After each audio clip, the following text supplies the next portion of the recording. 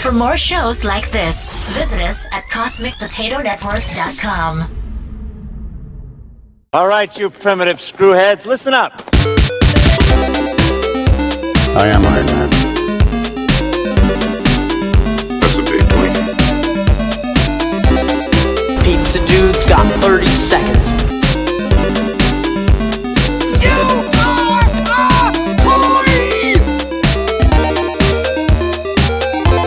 It's Leviosa, not Leviosa.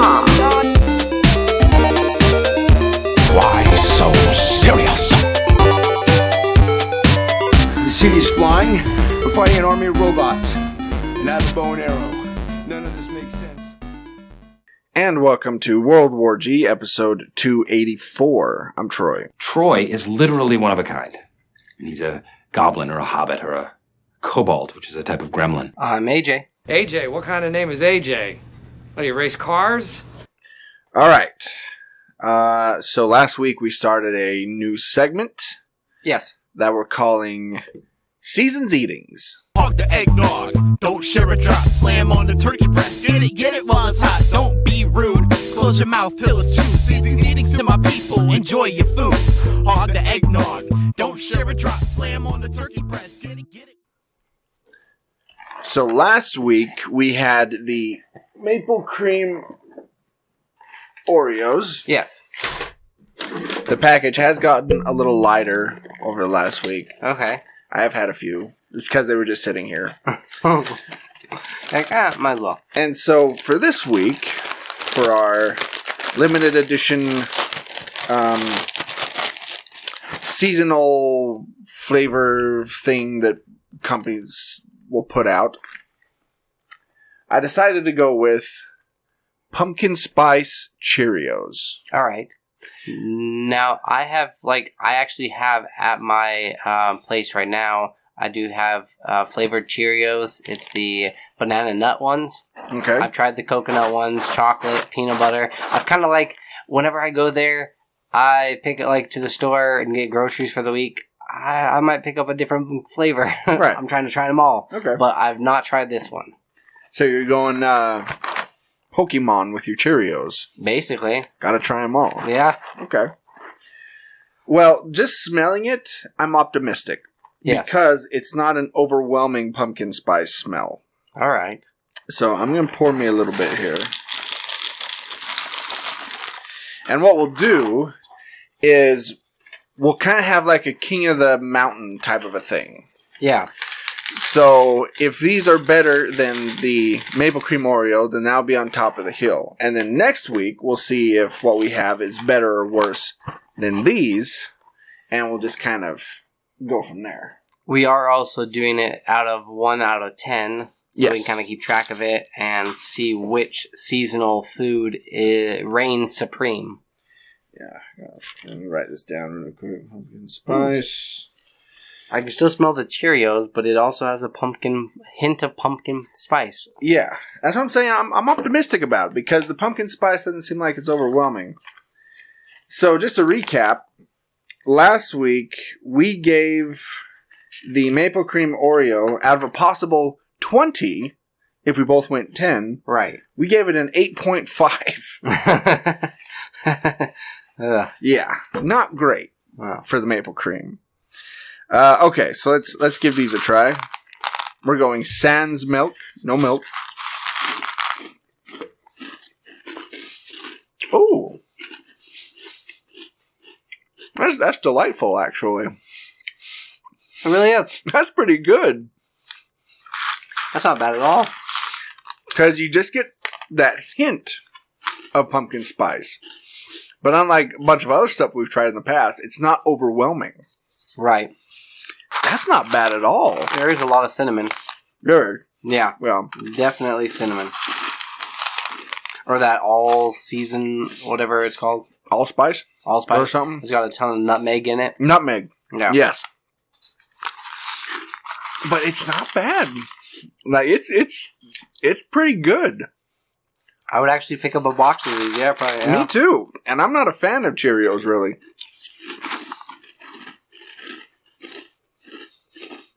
I'm getting the crunch of Cheerios, but not really the flavor of Cheerios. I get the pumpkin spice at the beginning, and then that, for me, that kind of dissipates, and then I get like a regular Cheerios taste. Yeah. At the end. Okay. Yeah, I could polish off a box of these. Yeah, not bad at all. Except for Troy goes more get out style, and we'll have a glass of milk next to his Cheerios. I do. I don't like, yeah. Although I might do it with these, because I was thinking about this the other day while I was at work. Mm-hmm. And I was looking at the cereal aisle. I thought, why do I not like that? Because it goes soggy. Well, there are many reasons. Okay. One, yes, it does go soggy. Not a huge fan of that. Two, I don't like all the nasty crummies at the end in the milk. I think that's gross. Yeah. Three, I don't like when it changes the milk. Like, changes, like... The flavor of the milk? Well, or if you get, like, Cocoa Puffs, it changes it to chocolate, and it just it grosses me out. Huh. Also, I don't like when hearing people eat it. Because for some reason, people can't eat cereal with milk normal. Like a normal person? Yeah. Yeah, I don't know. That masticating. Oof. Yeah, it's disgusting. Right. It grosses me out. And usually, like, breakfast cereal is kind of a communal meal. Yes. Where, you all sit down and have breakfast in the morning. Yes, it's a family experience. Yeah. And yes, it's gross. But there are cereals that I will throw milk into. And I think we've talked about this in the past. Like if the Honeycombs, I think, made the cut. No. Oh, I thought it was. But honeycomb I could do because it falls under the guidelines that I have, which is Troy's it has to be criteria for cereal eating. Yes, it has to be a fairly boring cereal, which means that there's not a whole lot of like cornflakes would be good, or it's just a bland, boring cereal rather than something like Lucky Charms, right? Or Trix or something. Mm-hmm. If throw it's marshmallows into the equation, shit hits the fan. You're done. It's got to be like a wheat cereal or rice cereal or something like that. Okay. Then like Crispix or Chex. Yeah. Kix. Yes. Just something very boring that's not going to affect the milk as a whole on the whole. Okay. Yeah, that's fine. I do feel like this would affect criteria. the milk. This would affect the milk. It would. Yeah. It would. It would make it definitely. It would give it its own flavor. Yeah. Now, normal Cheerios, I still wouldn't do with milk because every time I see that, I'm reminded of that scene from Honey, I Shrunk the Kids. Uh-huh. Where the kid's in the cereal with the milk and he's going to eat it and that grosses me out. I have weird problems with cereal, I'm finding out. Yeah. I have some major issues with cereal. But regardless, go get some pumpkin spice Cheerios. Yes. They're pretty good. 1 out of 10? I'm going to give it...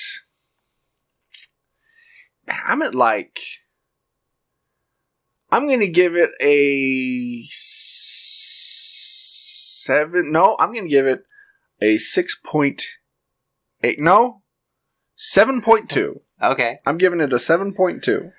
I am leaning more towards a 6. There was like my one. Okay. Like I do love Cheerios and I can eat them all the time. It was a little heavy-handed with the nutmeg. Okay, I can see that. But other than that, no, it's a solid cereal. My whole thing is, it's just pumpkin spice just be so overwhelming. Yeah, they can just go overboard with it. And these ones, to me, doesn't really yes, it is very nutmeg forward. Mm-hmm. It does toe the line really well. Yeah, but it's not too pumpkin spicy. Mm-hmm. Okay. Yeah. So that one, well, we edge out the Oreos. That one gets a 13.2. Like with one of our scores alone, right? Yeah. Practically. So, okay. Oreos are gone. Don't have to worry about those anymore. So next week, we'll see if what we have will edge out the Cheerios or not. All right, stay tuned. Yes. All right. We also have a list. Yes. This list you actually sent to me this week. Because, I'm a fan of the Oscars. And beforehand, the criteria for Best Picture in the Oscars was it just had to be like 41 minutes long. That was the one stipulation, one criteria. Now, they have always kind of leaned more towards movies that are more progressive, right? With their thinking, with their... It's true. There's a ton of those movies that come across as like, you'll watch it and you're like, wow, that's totally Oscar bait. Right. Oh, yes. Yes. They're trying like really super hard to get nominated. Absolutely. But before it used to just be kind of like an unwritten rule. Now they have implemented new rules going forward. Yeah. So let me read this real quick. The Diversity and Inclusion Initiative has been a heavy focus for the Oscars the past few years, shown by the expansive membership initiative. As part of the Academy Aperture 2025 initiative, the Academy of Motion Picture Arts and Sciences announced Tuesday new representation and inclusion standards in order to be eligible in the Best Picture category. This was September 8th, so just like last week. Okay. So, for the 94th and 95th Oscar ceremonies, scheduled for 2022 and 2023, a film will submit a confidential Academy Inclusion Standards form to be considered for Best Picture. Beginning in 2024, for the 96th Oscars, a film submitting for Best Picture will need to meet the inclusion thresholds by meeting 2 of the 4 standards. So, what are the inclusion thresholds? Here's what they are. So, for lead or significant supporting actors, at least one of the lead actors or significant supporting actors is from an underrepresented racial or ethnic group. So, Asian, Hispanic, Black, Indigenous, Native American / Alaskan Native, Middle Eastern, Native Hawaiian, or other Pacific Islander, or other underrepresented race or ethnicity. Ethnicity has always been a hard word for me to say. I don't know why. So it does have to be at least 2 of these to be considered, right? Initially, that's what it said. Or you can have No, 2 like from these different categories. So you have like a lead, and then like one of these other categories, right? One of these other things, right? 2 of those though. Okay. So next one, general ensemble cast. At least 30% of all actors in secondary or more minor roles are from at least 2 of the following underrepresented groups: women, racial or ethnic group, LGBTQ plus, or people with cognitive or physical disabilities who are deaf or hard of hearing. Or who are deaf and hard of hearing. So that's at least 30% of all actors? Wow. Okay. Of the ensemble cast, yep. Yeah. Next one. Main storyline / subject matter. Having issues today. The main storyline's theme or narrative of the film is centered on an underrepresented groups. I'll get there. I'll know my words here in a second. So, the main storyline is centered on one of these groups: women, racial or ethnic group, LGBTQ plus, or people with cognitive or physical disabilities, or who are deaf. So, like the last one, right? Next, standard B, which is hang on. Creative leadership and project team. Yes, thank you. So, at least 2 of the following creative leadership positions and department heads, casting directors, cinematographer, composer, on and on and on and on, are from the following underrepresented groups. And it's the same ones that we read off before.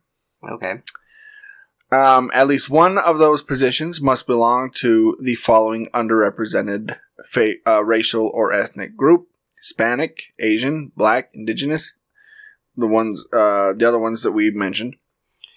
I almost feel like you need a legal team when you're putting together a movie now. It's starting to seem that way, isn't it? Where, like, before, it was just, okay, it had to be at least, 41 minutes long. It can be any type of movie you'd like. Now it's just wow, there. So, then it continues. Other key roles, at least 6 other crew/team or technical positions, are from an underrepresented racial or ethnic group. Overall crew composition, at least 30% of the film's crew is from underrepresented groups. Industry access and opportunities. To achieve standard C, the film must meet both criteria below. 1, paid apprenticeship and internship opportunities for the groups we mentioned before. And 2, training opportunities and skills development. For the same groups. So I was thinking about this, and I'm like, because it would be really difficult, especially during a World War II film or some of these other films. I was thinking even the Great War with 1917 and some of these other movies. Mm-hmm. It would be really difficult for them to get that type of a cast and crew in there. It would be. During that time, World War II is 1949, 40-something? Basically from late 30s, early 40s. Okay. Yeah. It would be really difficult to have that type of a cast and crew in the film. It would. It would be difficult. The writers have got to be a lot more creative now. Yeah. If they're going to do this. Well, they can still do it, but... or still not do it, but if they want to be nominated for Best Picture, they're going to have this. Yeah, so this was not necessarily a loophole, but I feel like this is probably where a lot of those groups will say hey, we'll utilize this, where it's internships. Yeah. So then you could still have your other movie going on, with the cast and crew behind the scenes with these underrepresented groups, but you could still make a movie, make any type of movie. So, now, to achieve standard D, the film must meet the criteria below. Representation in marketing, publicity, and distribution. Okay. So, yeah, the studio and or film company has multiple in-house senior executives from among the following underrepresented groups. Which is all the ones we named before. So, okay. I'm of two minds about this. Yes. One, I think it's great because it's going to give not only minority actors greater opportunities. Yeah. But it's also going to give those who work behind the scenes who are minorities greater opportunities as well. Mm-hmm. And that's great. But at the same time,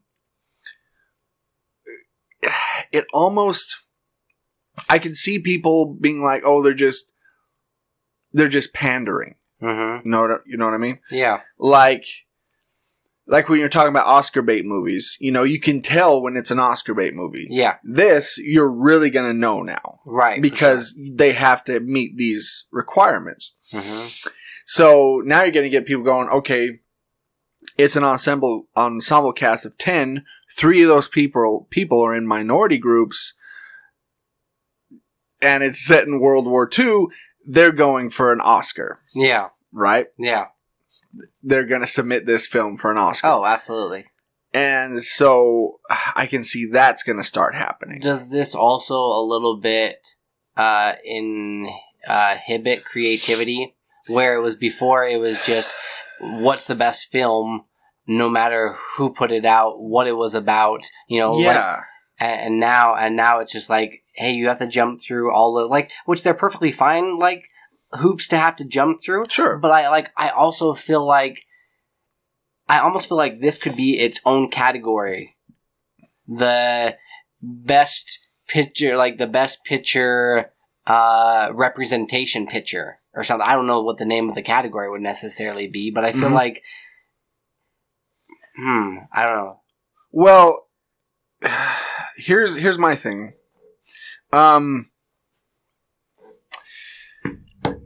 So many of the movies that they make that get nominated for Best Picture, a lot of them are biopics or autobiographical. You know, they tell a particular story. Yes.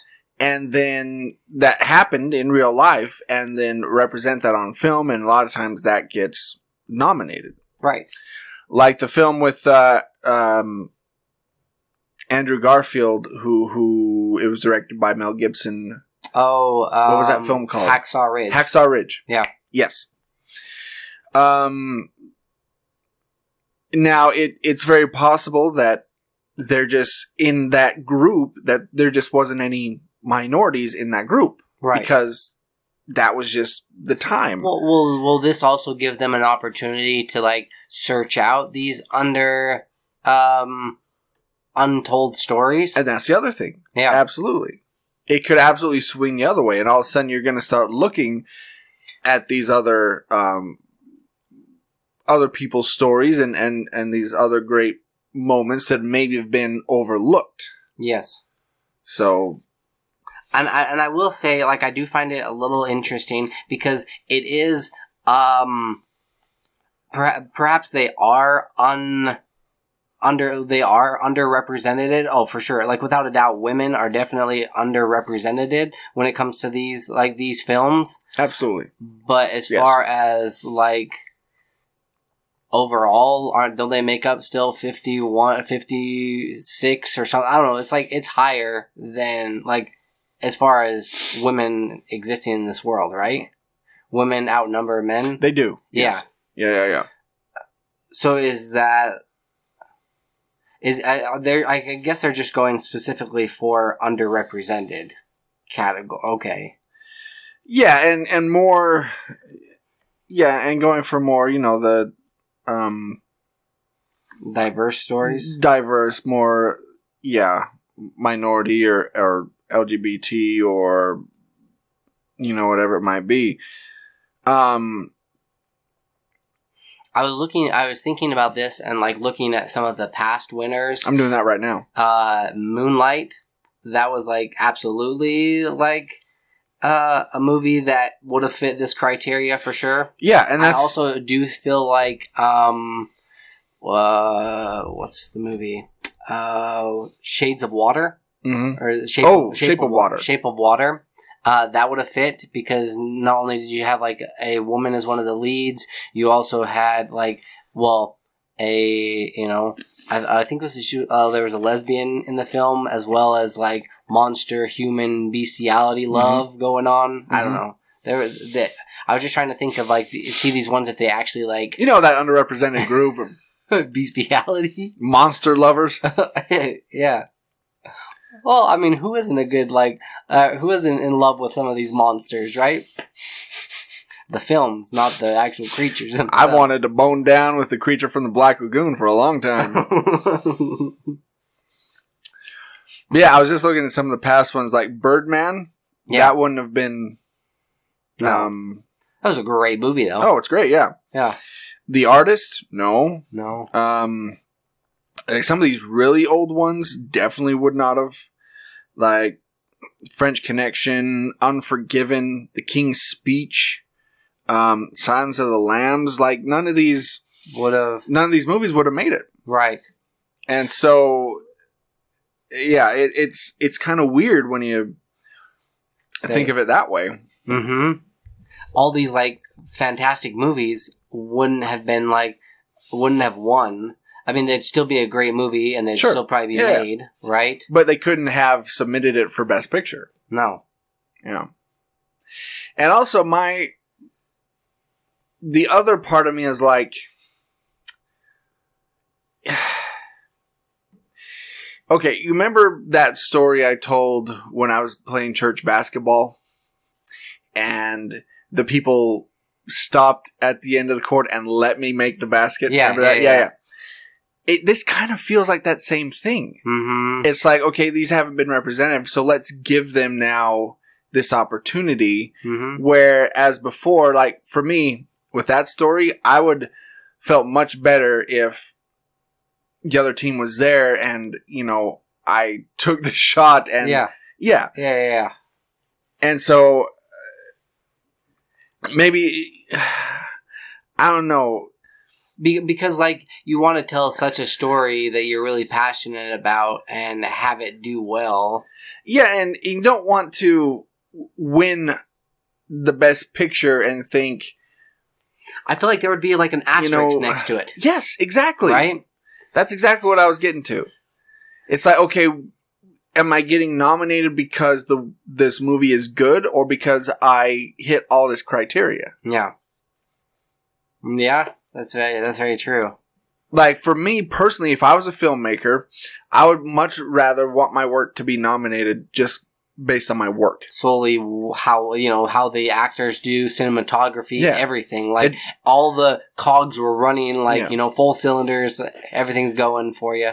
like, I wouldn't want it to be based on, Hey, race or ethnicity. Unfortunately, Hollywood in the last 60 years, that's kind of been a problem. Yes. Like, and I totally get that, but... And it does seem like 2020 is the year to, if you are going to make changes, this is the year, Yes. right? Yes. Yeah. I don't say this like, I don't know, like not jump on the bandwagon, but like, if you're going to say something, this is kind of it. You had like Harvey Weinstein and then like all these people come out of the woodwork kind of a deal. You have the like Black Lives Movement. You have like a lot of different things going on at the moment. And it's like, well, if you're going to say anything or make any changes, like this is, carpe diem. Yeah. Yep. And it feels like the Oscars are following suit. I don't know. I mean, and that's just, it's just this, my opinion, but I think it's good that a lot of these minority groups will be better represented. And also more job opportunity. Yes. Right? Absolutely. With them saying like 30% of the crew. Yes. Right? And I think that's great, but I'm just saying for my personality, I would much rather just want to be showcased on my work alone. Yeah. But again, I can say that as a middle-class white guy. Yeah. It's easy for me to say, but, Right. The movie that won, what was it? Parasite. Yeah. That just recently won. It honestly didn't feel like the cast and crew, they were going for anything. They were just looking to tell a great story. Right. And it happened to work out. And, like, I loved in his speech where he's like, if you can get past, like, reading these, like, 1.5 tall, like, words, you're going to be opened up to, like, a ton of different movies that you're going to love. Yeah. But it really honestly didn't feel like they were pandering or doing anything. They were just telling a story, and it happened to win. Mm-hmm. Yeah, agreed. And those ones, to me, feel more genuine. Yeah. More genuine. That's a good way to put it. Rather than, like, trying to get nominated. But, yeah, we'll see how this goes. Yeah. Well, it'll be interesting to see the stories that are now going to be coming out of this that we haven't heard before. Which I'm all for them coming up with new creative stories. Because all too often it's easy for Hollywood to just say, hey, let's remake this movie. Mm-hmm. Hey, let's remake this. Let's do a sequel or a prequel. Yeah. Right? It's forcing them to tell new stories that have never been like brought to light or brought to the big screen. Yeah, and the trend has been, okay, well, let's remake this movie, but let's make the cast, all diverse black people, or let's make it all females, and it seems like they feel like they have to do that, where, something like this, I think it's more, okay, what are some stories we could tell? Maybe there was this group that we don't know. I'm sure there was, but like back in World War II, of, let's hear the stories from like the black soldiers, Mm-hmm. or they did that one film that I love, that I own. With the whole battalion was all the flight battalion were all Red Tails. Red Tails. Yeah. Yes, that was a great movie. Yeah, similar to that kind of a story. Yeah. All right, let's move on here to This Week in Geek. This weekend. Geek. So, just recently, Family Guy has decided to cast Sam Elliott to replace Adam West as the new mayor in town. There's a new sheriff in town, right? Yep. And I was looking at this. I actually looked up Sam Elliott's age just to see how long he'd be around for, to make sure that, but he's still got some years to go. Was he like 71, 72? He's got some. What the heck was it? I just looked it up. I think that this is a great choice to replace Adam West. Yes, I think that's brilliant to have Sam Elliott. Age, because he has such a distinct voice. Yeah, and 76. 76. Okay. Yeah, he's still got a good maybe 10 years or so. I do also feel like this is gonna affect the rest of the town of Quahog, because he's gonna want to push a certain agenda, but he only makes cameos. But I feel like they're gonna go more with a Western kind of feel, right? The whole, I could honestly see him driving around in one of those big old Cadillacs that had the horns on the front, right? Even the whole mansion is going to be all or the mayor's office is going to be all decked out with animal skins, and they're going to go all full on with this. Yeah, I think it'll be funny. Family Guy has always been one of those shows that I usually put on background noise. Yes. But this I might actually pay a little bit more attention to. Yep. So we haven't talked about The Walking Dead in a while. No. Because there hasn't been anything to talk about. But apparently The Walking Dead will officially and gratefully end after season 11. It went as many seasons as freaking MASH. Yeah. And it's finally going to end after season 11.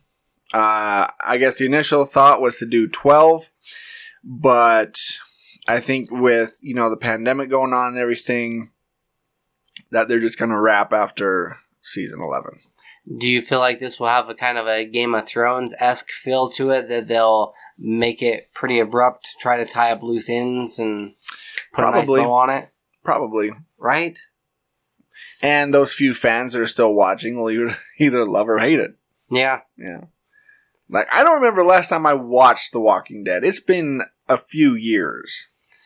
I think since Negan, right? Yeah. Yeah. I don't even know when that was. 7, 6? I think 8. 7 or 8. Somewhere in there? Yeah. Yeah. But once Negan got neutered, it's not interesting anymore. Well, once Rick left.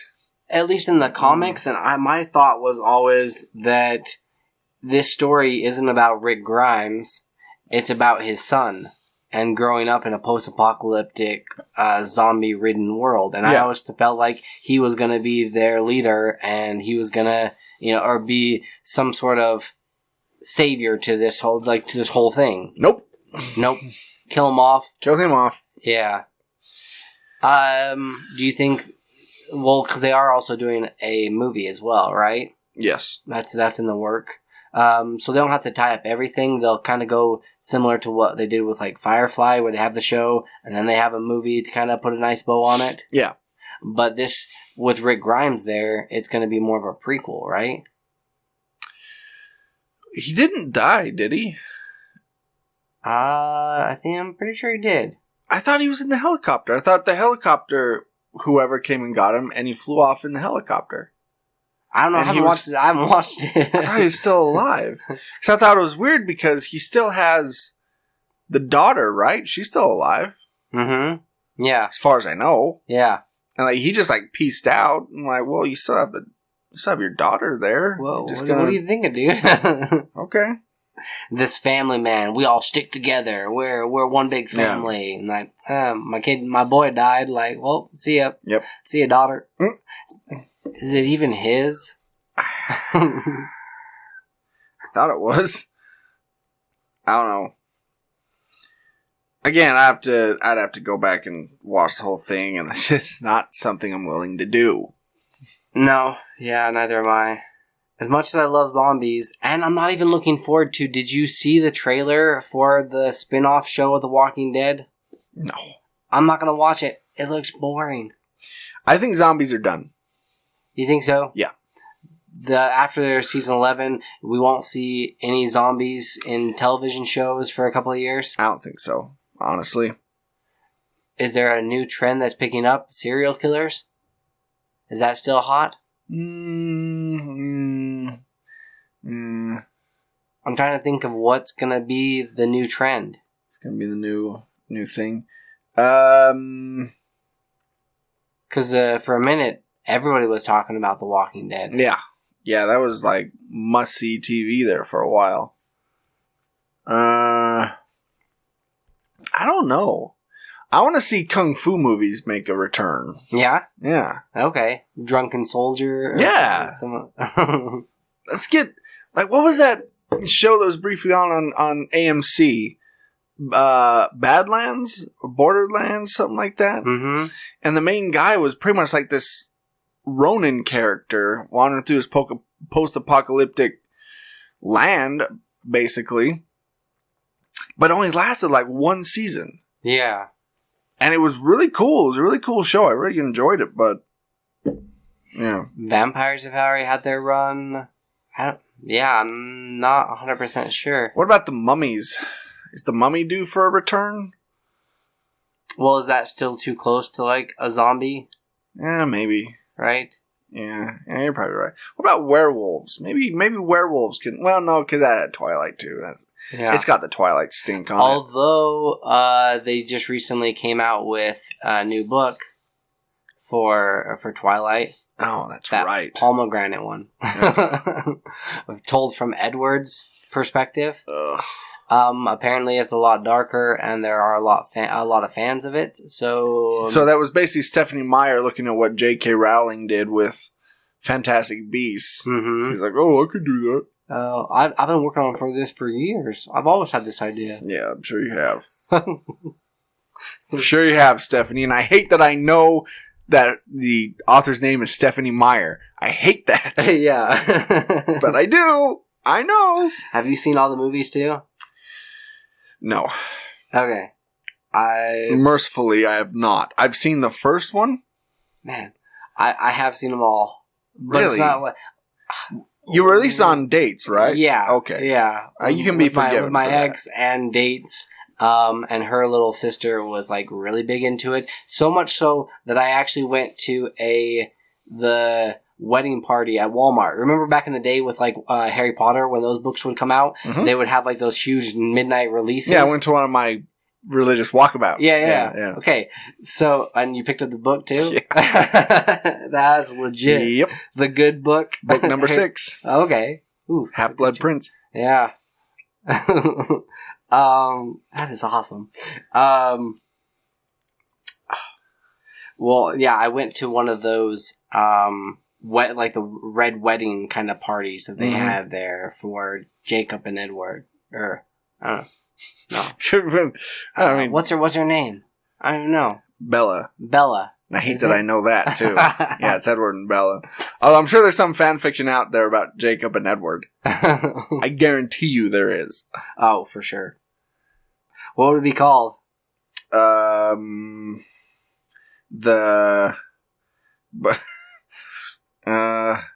and Furs? I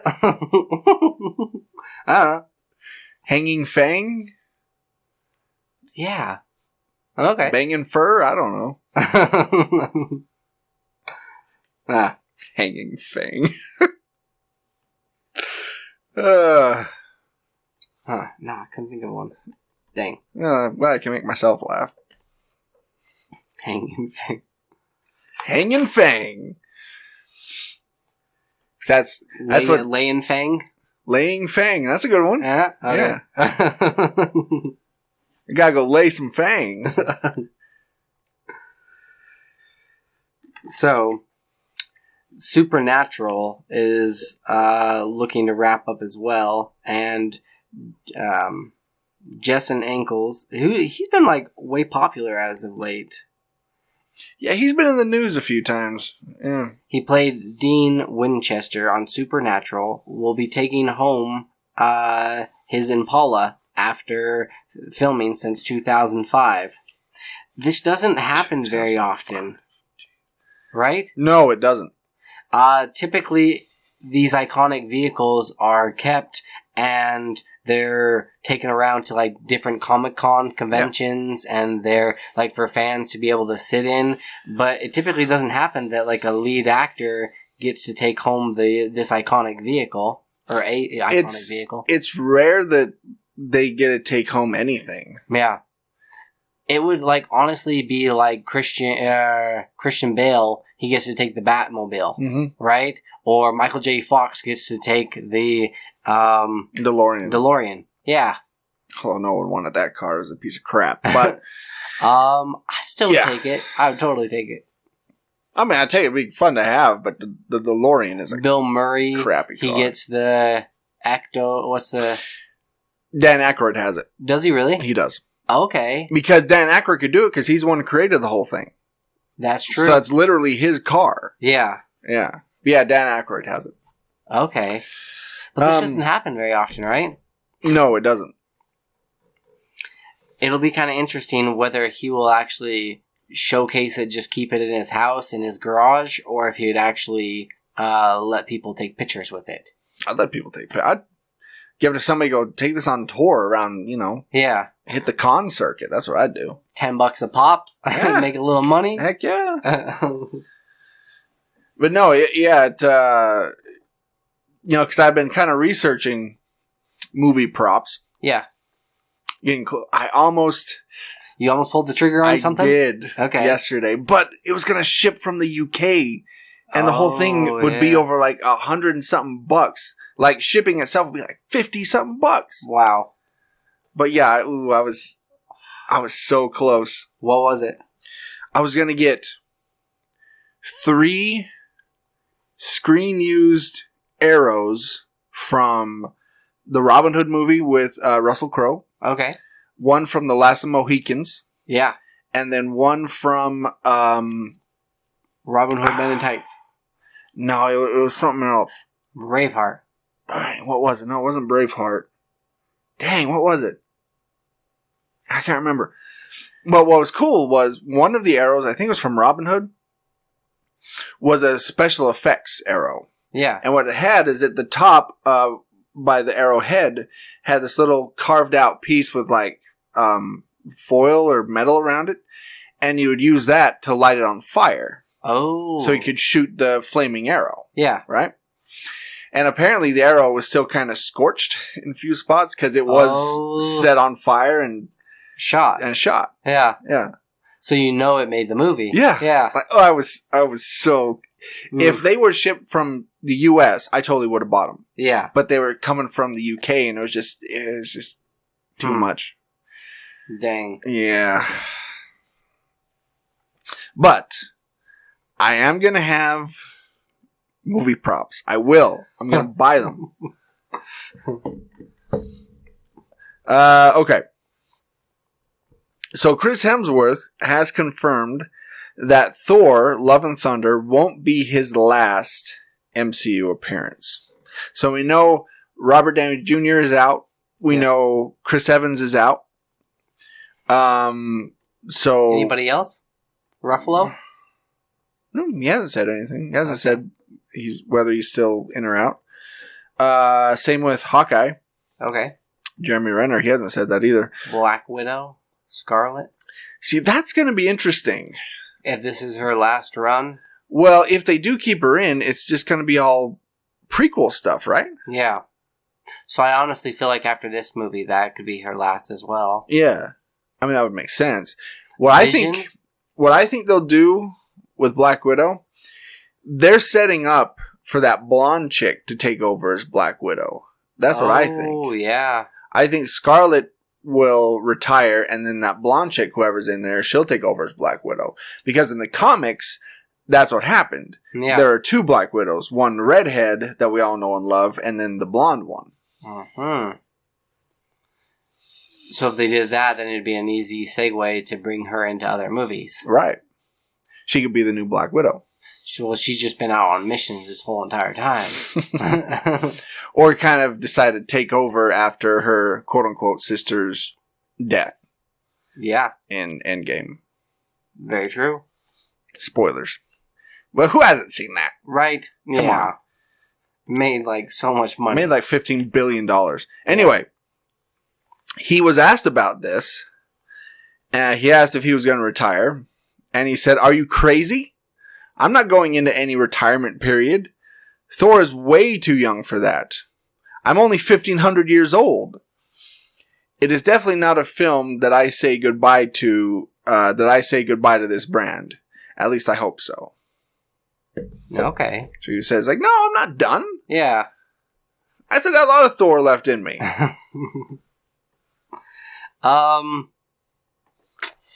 So with Thor still being around, even though that's like what he wants to do, it already feels like with Phase 4, Spider-Man's going to be the front runner. Right. So is Thor going to be doing independent films? That's what I imagine, yeah. Kind of his own story? Yeah, he'll be doing his own thing. Maybe he'll... Off Earth. Yeah. Maybe he'll pop up every now and again for a cameo or something, or, you know, once they do their next Endgame, whatever that is. I don't know. Or did he go all Tom Holland and accidentally reveal something? No, I don't think so. He's been pretty good about that. Yeah. Just meaning that, like, oh no, I've still got plenty of Thor left in me. Like, another movie and also, like, 2 more cameos? Right. No, he didn't go that far, but, I mean, he said that he hopes that this isn't his last. The last hurrah? Yeah. Okay. So I think they're going to bring him in, you know, because he's kind of the, you know, he's one of the OG, right, Avengers. Yeah. So and he's the only one, you know, that out of the big 3 that hasn't retired or died.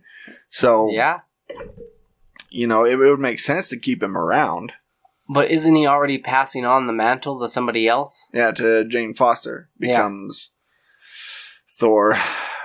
But there are many hammers out there. Right. You know? So he just runs around, he lets her have Mjolnir, and he goes, takes another hammer? Yeah, that's my thing, because what happened to Mjolnir? Like, Cap had it. Yeah. Right in Endgame, and I think he took it. He took it back to Thor in the Thor to Dark World timeline. Yes. That's when he took that back. Mm-hmm. So maybe from there, that's where Jane Foster will get. I don't know. I just want Beta Ray Bill. Is that so hard or just too much to ask? That's all you want. For Beta Ray Bill. I want Camel Thor. Bring him in, please. I feel like Camel Thor would do best with Guardians. Yes, he would, and it would be amazing. Yeah.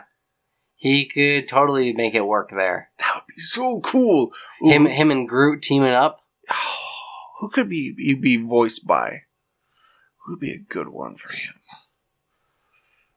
I know he's already appeared, but Peter Dinklage would be good. He's got a good...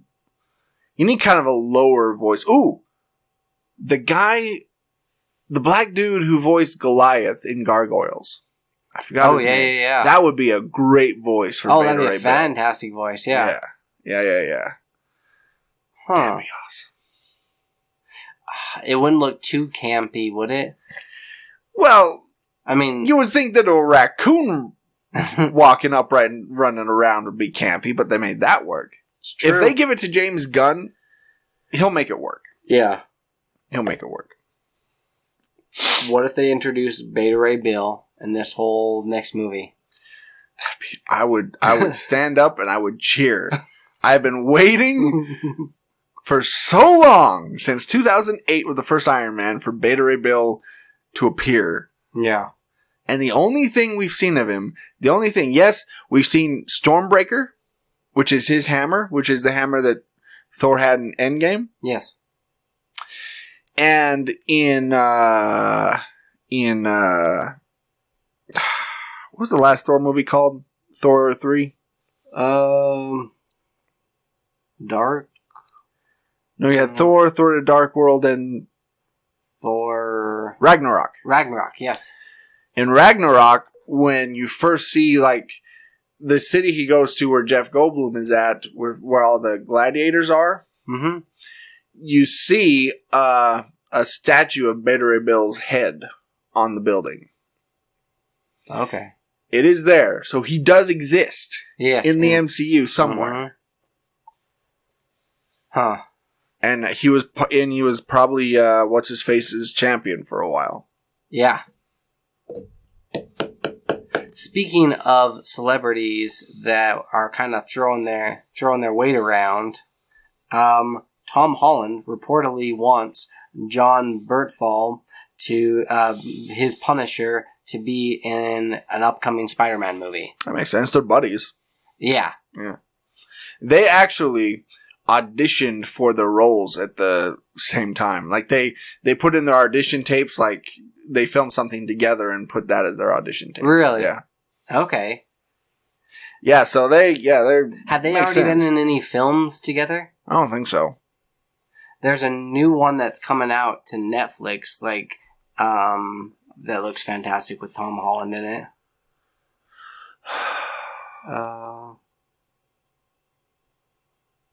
Let's see. Trying to think of what it was. But I feel like with the Punisher character, like, if they made him completely different, and made him more of a badass, I'd be cool with it. But he's kind of got too much of a heart.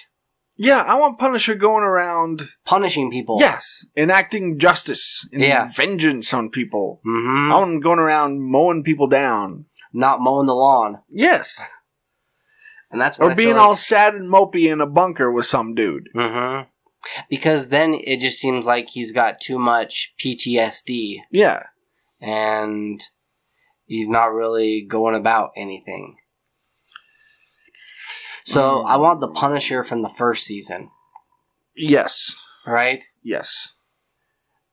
And if we were to get that, then I'd be totally cool with it. Now, would he be the villain? Could this work in this next upcoming Spider-Man movie? Yeah, I think so. Why not? I guess now that the Punisher, he would know who he was, right? Would he be more of a villain, or would he team up with Spider-Man? I think you have him be... Let's get him... have him be hired by somebody, maybe Kingpin. Yeah. To have him hunt and take Spider-Man down. Then maybe have them do your standard superhero team up at the end. To go against Kingpin? Yeah. I like that, but I don't think that the Punisher could stand toe-to-toe with the new Iron Spider. That's a good point. Spider-Man can lift like 30 tons. The Punisher is a human. Okay. Like, he's got he's got military skills. The Punisher to me, like, could fight Batman. But not really the Spider-Man. Well, Batman kicked the Punisher's ass once. Yeah, but I'm saying, you know what I mean? Like, they're all more on par. Well, here's the thing, though. Spider-Man is not bulletproof. You know what I mean? Yeah, he's super strong, but he's not bulletproof. Like, you could still take him down with a bullet to the head. Yeah. A couple bullets would stop him. Unless he's wearing his iron suit. True. But maybe, you know, with Tony Stark now being dead, maybe his technology got out there. Yeah. So maybe Punisher got some upgrades. Okay. I don't know. That, and also if if the news is out there who he is, he's kind of laying low. He's gonna have to resort back to his original suit, right? He doesn't quite have the access to money, Right. Like he once did. There you go. Right, doesn't have that Stark money anymore. No, he's got that pizza delivery money or like photography money. Yeah. But he couldn't even do that because everybody would know who he is. He's working at the pizza shop, you know. That's right. What's he gonna do now if everybody knows? For cash. Yeah. I'm sure that Happy would kind of hook him up. That's true. All right. He still got Happy. You know. Yeah. He could live stream. He'd be on Twitch. Yes, make millions of dollars a year. Yeah. That's what he could do. He could be a YouTube star. There you go. That doesn't seem like Spider-Man at all. No. But trying to think of ways that Spider-Man can make some cash. Well, in the comics, he did try his hand at professional wrestling when he first got his powers. Yeah. Like, you should do something with that. I would totally do that. Like, just wear a completely different suit and be a professional wrestler. Yeah. Kind of tone it down a little bit, you know. Well, yeah, pull your punches. Mm-hmm. So you're not killing people in the ring. Punching through their chest. Breaking news. Yeah. He just broke this dude. Punching their spine out of their back. I didn't realize that they were such good friends, though. Yeah, no, they're buddies. Yeah. So he's, what, 24? If not younger. Right? Yeah. And John, he's 43. Is he? Yeah. Okay. Like a father mentor? Probably. Maybe like a little acting mentor or something? Yeah. Or... Dude, I've been in the game for a while. This is what you need to do. Maybe, they probably met up somewhere at some function. Like, oh yeah, I just got this. I'm going to audition for Spider-Man. He's like, I'm auditioning for Punisher. Let's do something together. Yeah. I bet that's what it was. Okay.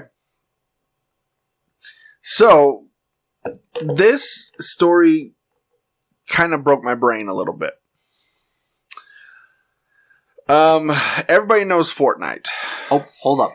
Tom Holland needs to have John in the Uncharted movie. Sure. There you go. Yeah. There's where they have their crossover, and they finally get to be on the screen together. Okay. Breaking your mind. Yes. So everybody knows Fortnite. If you have a child over the age of 8, chances are they're playing Fortnite. Yeah. Or they were. I don't know. Is it still a thing? I don't know. I don't know. I don't know. It's not even available on Apple yet. Oh, that's right. A whole thing with Apple that we talked about. Yeah. Anyway, it's kind of a big deal. And apparently, Fortnite altogether has been played for longer than humans have existed. No way.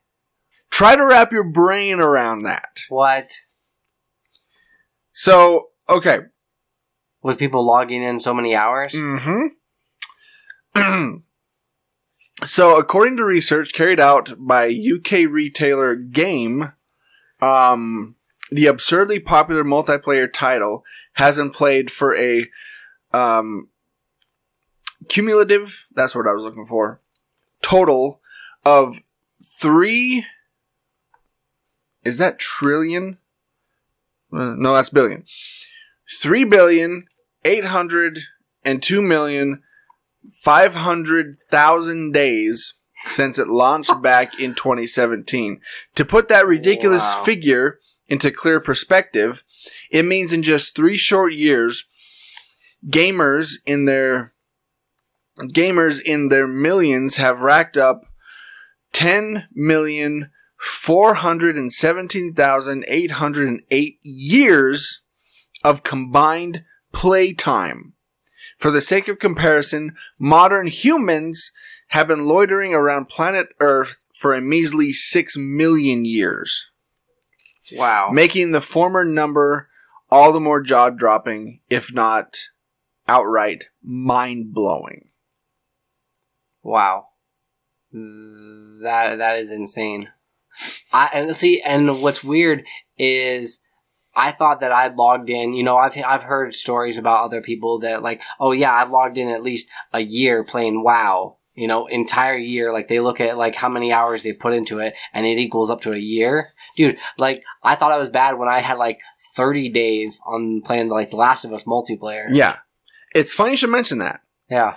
As for how other popular titles stack up against Epic Games' behemoth, Activision Blizzard's long-running MMO World of Warcraft, which released way back in 2004, comes in a distant second with a total of 2,083,333,333 days, or 5,707,763 years played. Wow. That's a distant. So they're second. barely, maybe not even half of what Fortnite has done. In just a couple short years. In 3 years. Yeah. Yeah. That is insane. That's crazy. Yeah. I played Fortnite for like a fortnight. Mm-hmm. And I was done with it. After a couple of weeks, I was just So like, I am too old for that. I don't.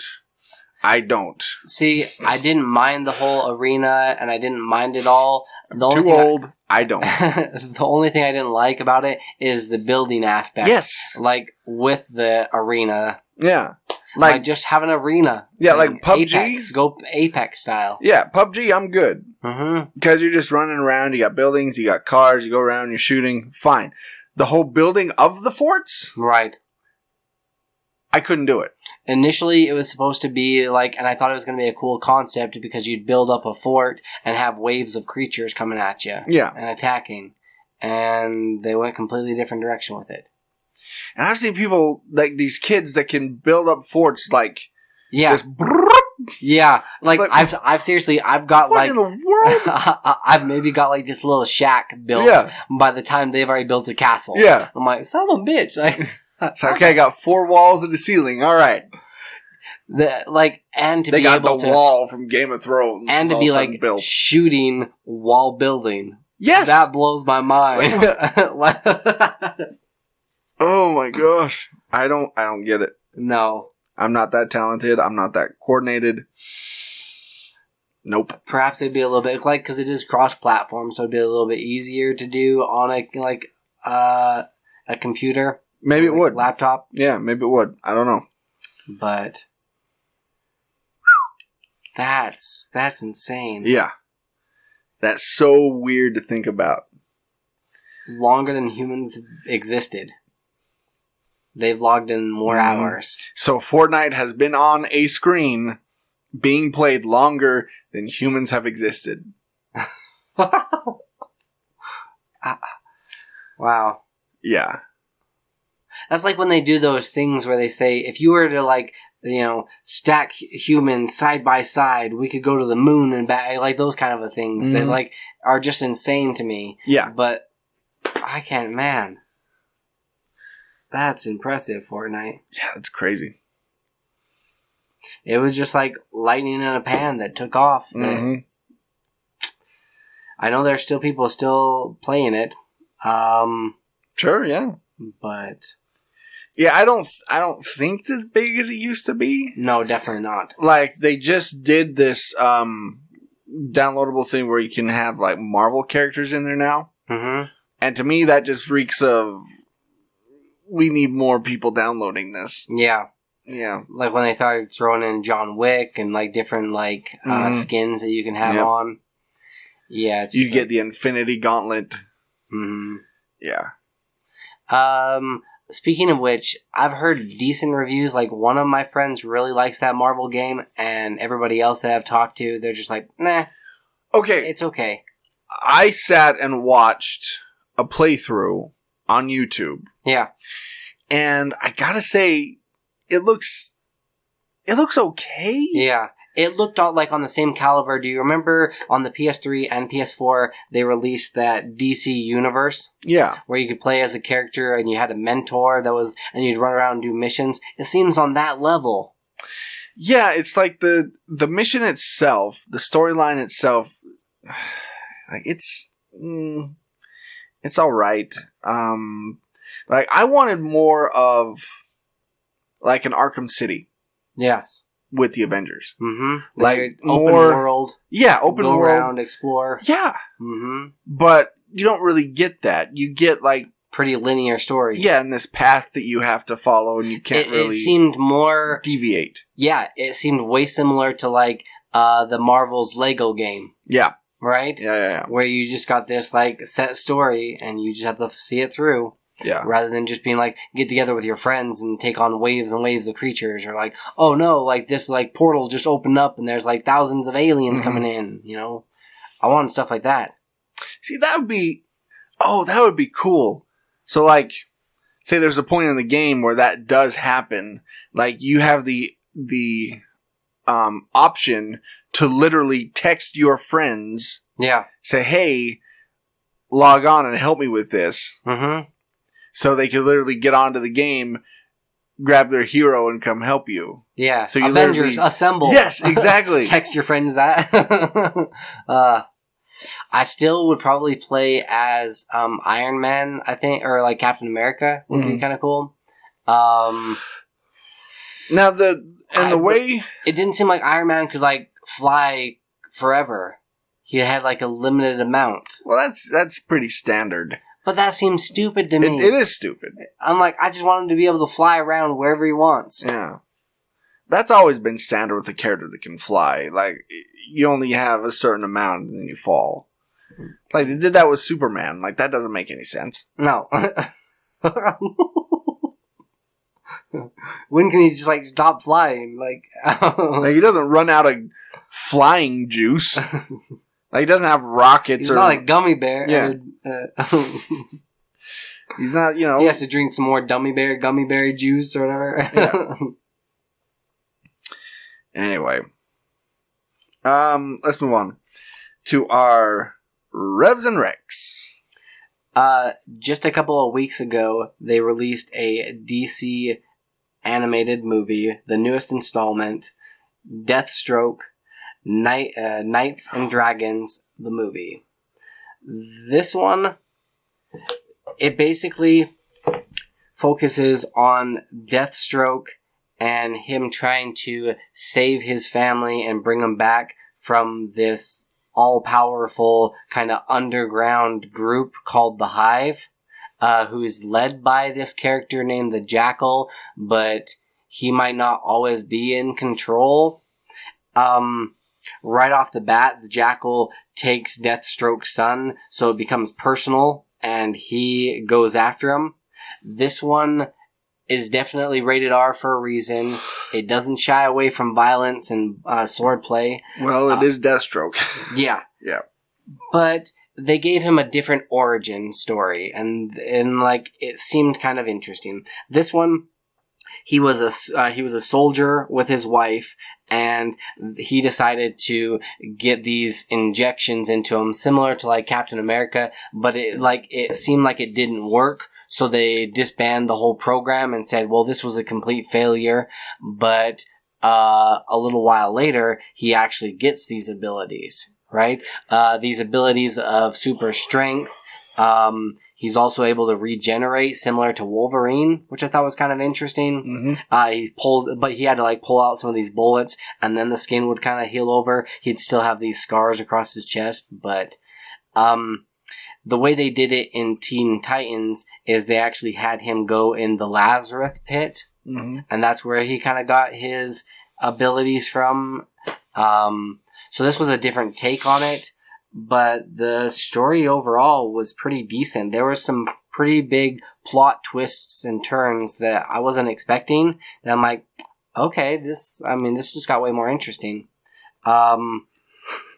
The swearing I thought was a little like forced, you know, like his wife would just like out of nowhere just kind of swear just because. Just because she knows she's in a rated R film? Yeah. That, like, I don't mind it if it helps move the story along, or it's at a point where you're like, oh, that's pretty witty or that's pretty funny. But just to throw it in, I thought it was a little a little much.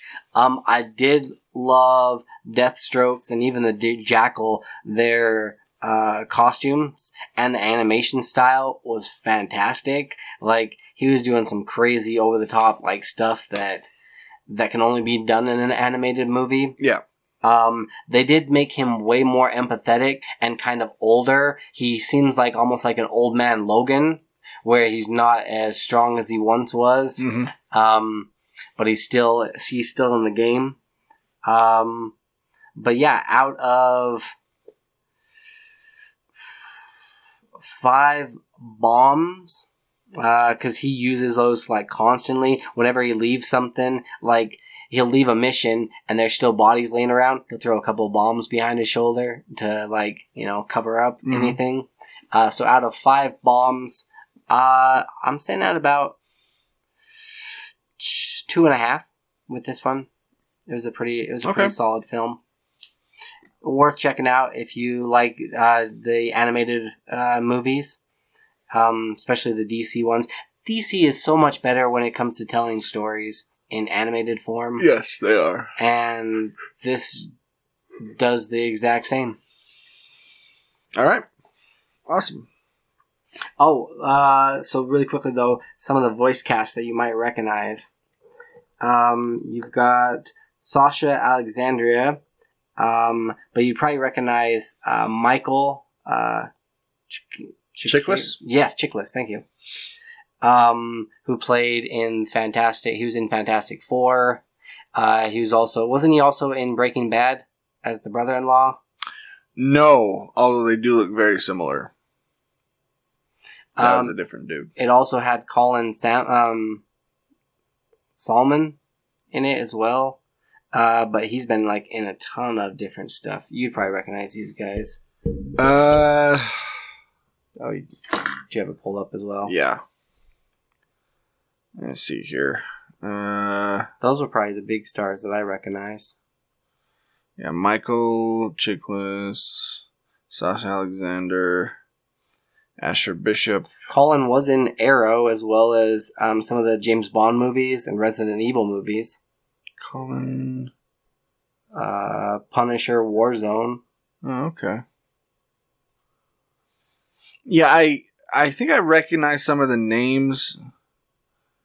I couldn't tell you where they're from off the top of my head. Yeah. Yeah. Okay. All right. Well, there you have it. Did you get a chance to check out anything? I have been rewatching Game of Thrones. Yes. Because the GF was looking for something to watch. Uh-huh. Well, no, I just happened to mention it. I'm just like, have you ever seen Game of Thrones? She goes, yeah, I've heard about it. I mean, I've never watched it, but I know people were crazy about it, and you know. And I convinced her. Yeah. And so she started saying it's got some of your favorite things. Yeah. Yeah. And so she's like, all right, I'll check it out. So she did. And she, you know, like everybody else, she just fell in love with the show. Mm-hmm. And so my first time Game of Thrones or originally came out, I watched the first 2 seasons and then kind of fell off. And then I went and I started watching like the big episodes. Yes. You know, ones that like broke the internet. Right. Because I thought, okay, well, I'm never going to watch this again, so it doesn't really matter. Like, I watched the first 3 episodes of, like, the last season, and the episode where Jon Snow comes back to life, and, you know, a few other episodes like that. Yeah.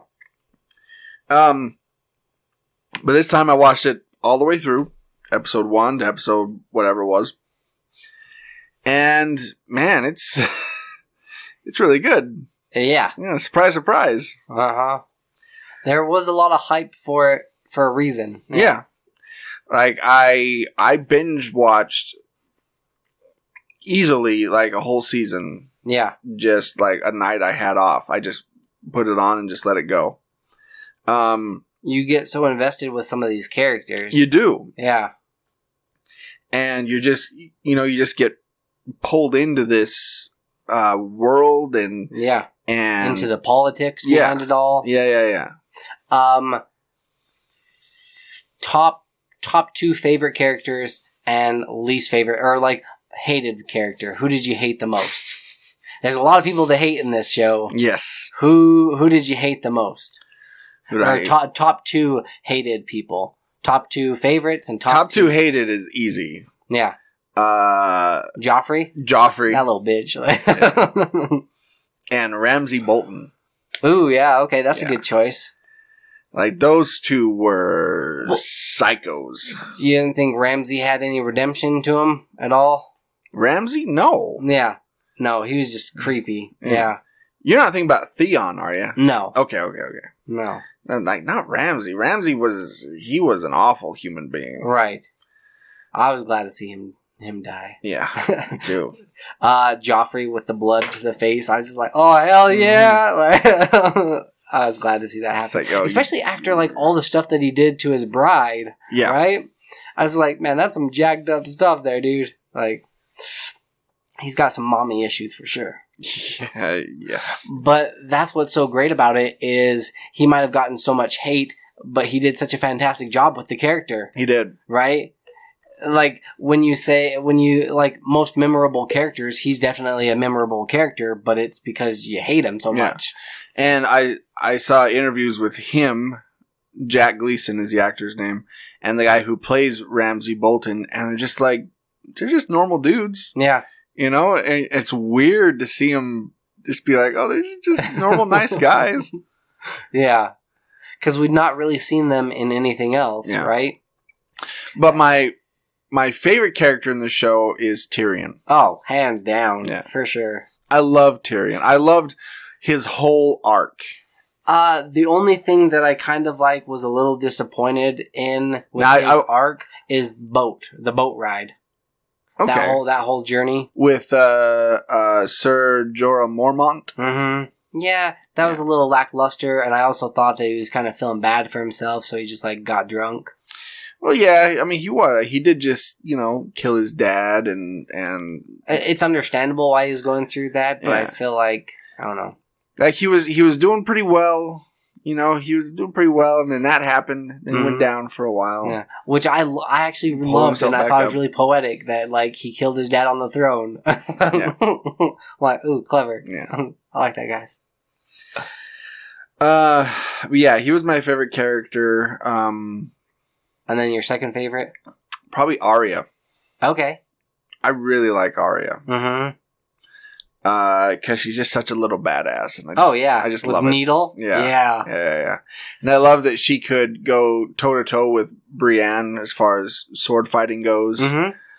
What was the other little girl's name that was like the queen?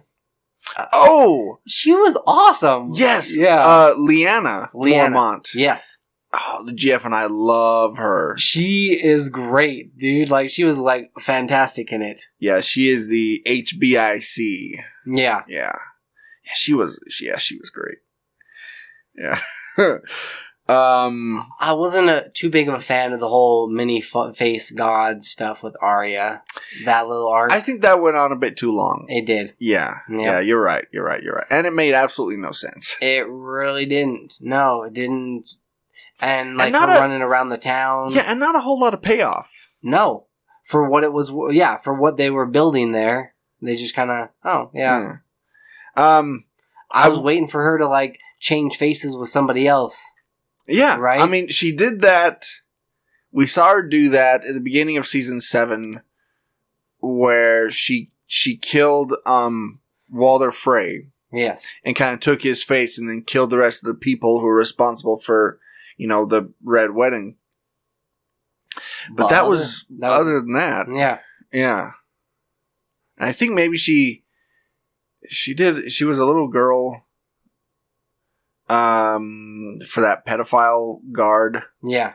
That she killed. Yeah, that was pretty much like the only times. Did you recognize a lot of the different cameos that they had in there? Oh, yeah. There was a ton of them, huh? Yeah. Everybody wanted an opportunity to be in that. Even Ed Sheeran. Yeah. That stuck out like a red-haired sword thumb. That was the only one I was like, oh, really? Okay. Yeah. I'm in love with the faces of you.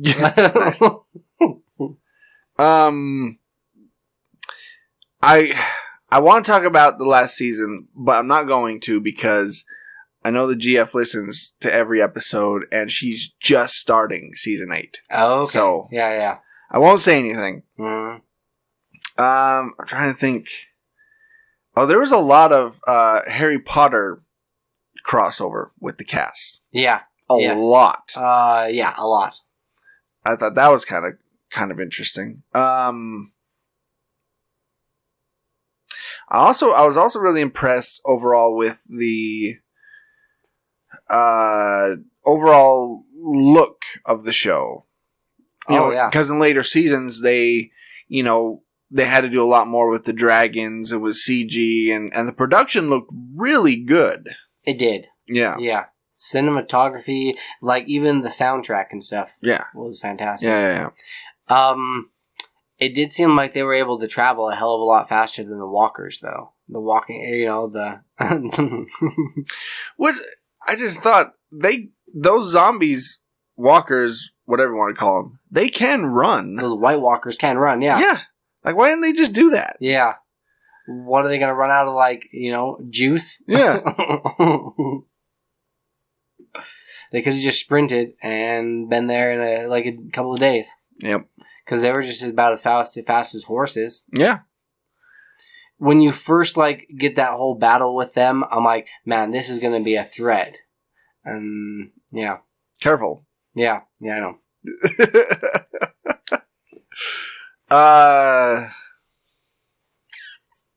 I'm trying to think.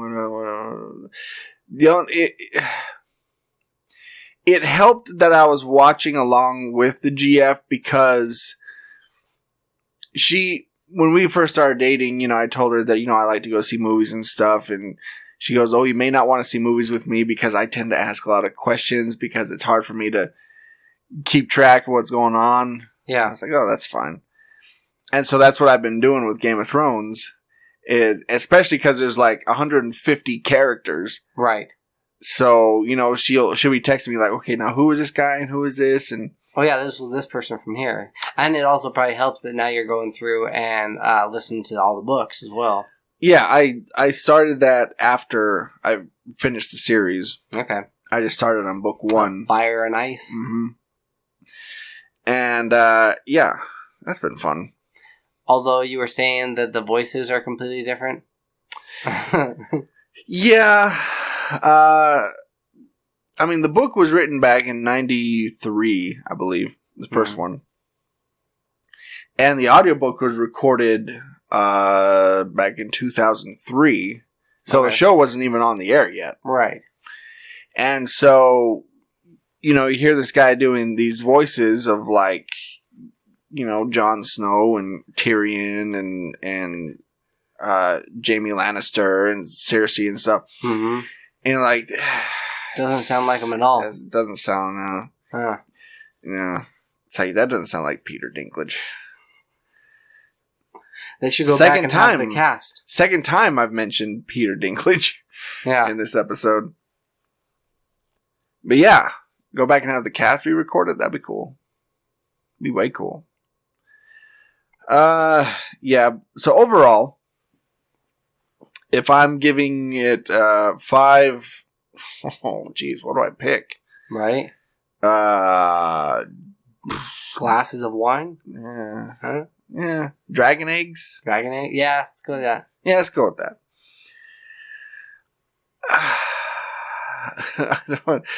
It'd be different if I went season by season. But overall, yes, I'm gonna 3.5. Okay. Overall. Yeah. Now other seasons would be, 3, 4, 5. Yeah. But the series overall, I'm giving it 3.5. Was there a favorite season?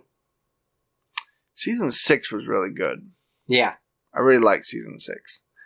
You've already had these well-established characters. They're also they're still jockeying for position, 4, 5, and 6 were really, really good seasons, I thought. Yeah. 4 was good because you had the death of Joffrey and then everything that happened because of that. All the fallout from that, yeah. 5 was good because they introduced Bolton and you had all that stuff with Theon and, they introduced more of the world other than the Lannisters and the Starks. Yeah. Now this was a bigger world. You start seeing how big this whole place was. Yeah. And you'd only seen it from the intro, but you hadn't really seen it legit. Yeah. And I like season 6 because that's when I think Jon Snow kind of came into his own and Daenerys kind of came into her own and they just became more well-rounded characters. Okay. Anyway. All right. It's went a little long. That's okay. It happens. All right. So here's where you can find us. You can listen to all of our episodes at worldwarg.podbean.com. We're also on iTunes, Google Play, CosmicPotatoNetwork.com, or wherever your fine podcasts are sold. On social media, you can find us at Facebook.com/WorldWarGPodcast. You can also find our merchandise at shop.spreadshirt.com/WorldWarG. You can also email us anytime. Day or night. At troywood765@gmail.com. Or you can call or text the show at any time at 385-240-1692. I'm not sure, actually, if I'm going to get those now that I think about it. Because I think it goes through our email. Oh, shoot. I may have to reset that. Set something else up, but... Okay. So, this has been World War G... excuse me.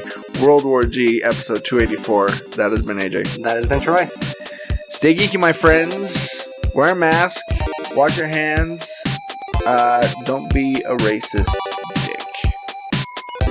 Don't be a Ramsey Bolton. Yes.